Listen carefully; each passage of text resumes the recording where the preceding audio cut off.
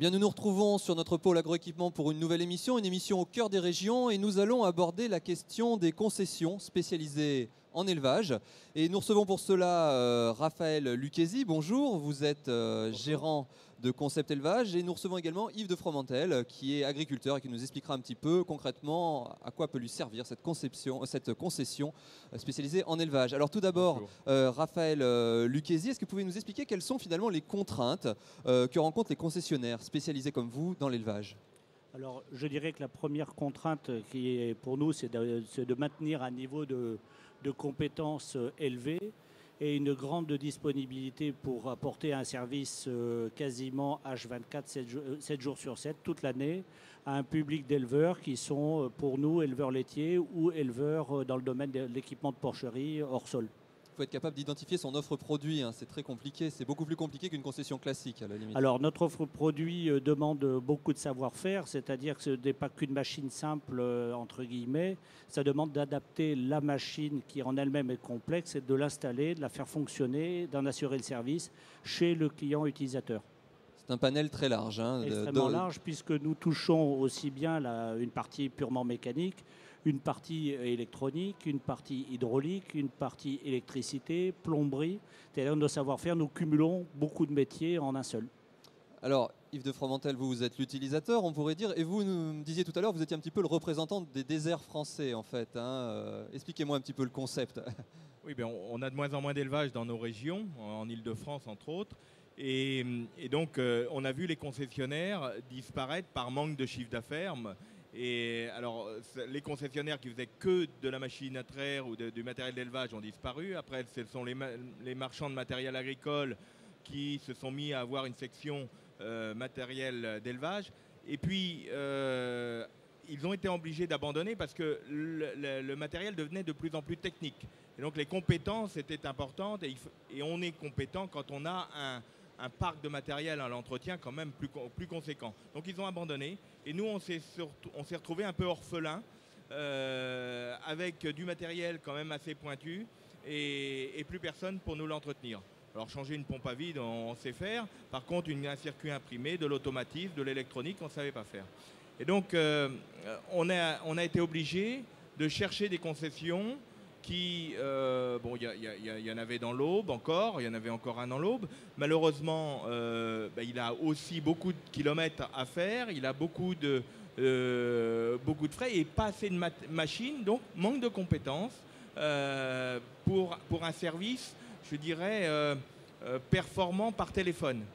Et donc, je me suis retourné vers Concept Élevage, qui quand même se trouve à Laval et moi du côté de Provins. Mais il m'a apporté un service il connaissait très bien le matériel, donc par téléphone il était déjà capable de me diagnostiquer la panne. Alors ça c'est un point important, parce que je pouvais pour des petites pannes me dépanner moi-même. Ensuite la poste marche bien, donc une pièce détachée peut arriver assez rapidement, le lendemain on peut l'avoir. Et puis, je pense, je ne sais pas si ça fait partie des questions après, mais je pense qu'il faut qu'on aille plus loin aujourd'hui par rapport à notre problématique. Il faut qu'on puisse avoir le concessionnaire qui vient réviser nos machines une fois par an, qui va nous changer des pièces. Il connaît les pièces qui claquent assez régulièrement. C'est pas le cas aujourd'hui ? Aujourd'hui, non. Mais il faut qu'on mette en place des systèmes comme ça, où le concessionnaire qui est dans une région d'élevage, qui a plein de machines à l'entretien, donc qui est performant, qui a les compétences et qui sera capable de nous dire cette pièce-là, il faut la changer parce que dans 3 mois, elle va claquer. Donc il faut la changer.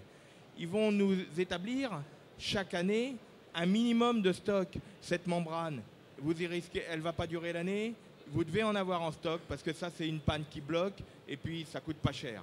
Donc, il va vérifier qu'on ait bien ce stock minimum qui, quand on a une panne, un coup de téléphone, oh mais ça vient de cette membrane-là. Ben on l'a en stock. Et ça va nous aider beaucoup. D'accord. Et alors, Raphaël Lucchesi, comment est-ce qu'on recrute dans ce genre de structure comme la vôtre ? C'est assez spécifique.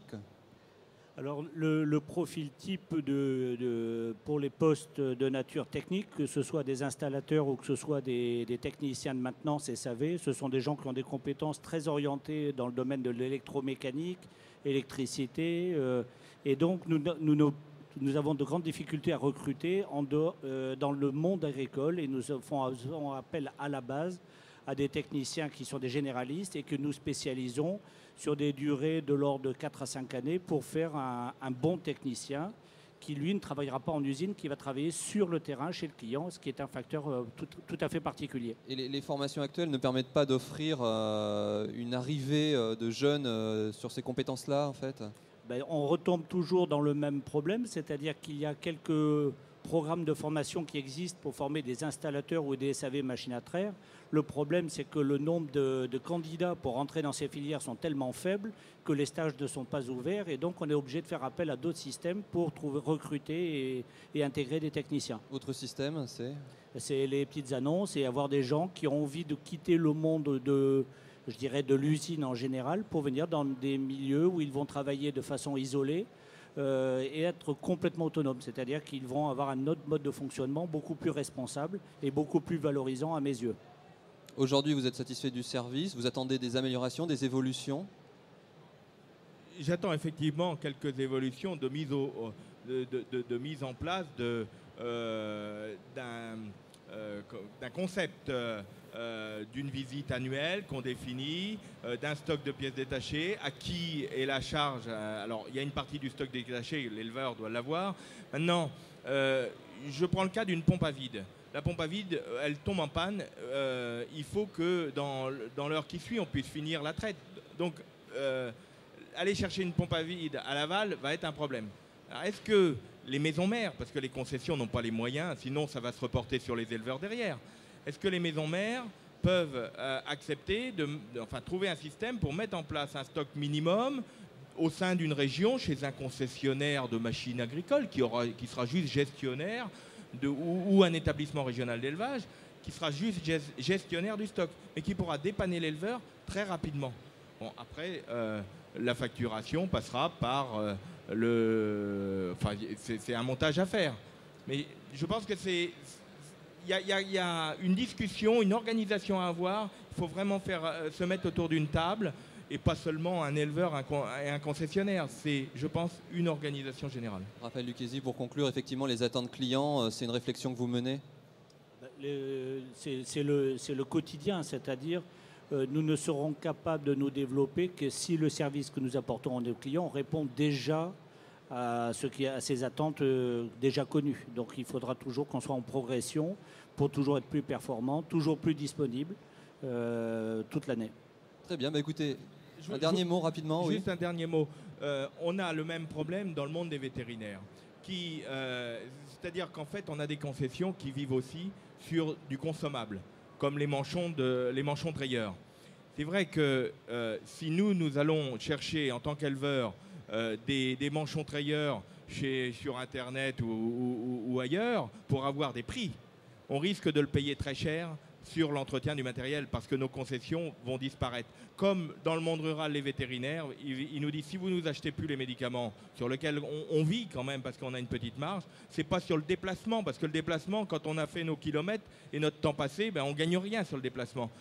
On viendra plus vous voir et on restera à faire du chien-chat dans nos villes, dans nos cabinets. Donc je pense qu'il faut, dans ce tour de table, il faut qu'on discute de ça pour voir ce qui fait vivre les concessions et pour conserver les concessions. Si nous n'avons plus de concessionnaires, on n'aura plus de matériel d'élevage qui fonctionnera et on aura vraiment un gros problème. Très bien, c'était le mot de la fin. Merci beaucoup à vous deux d'être venus nous parler donc, des concessions spécialisées en élevage et puis on se retrouve très vite pour une prochaine émission sur le plateau du pôle agroéquipement.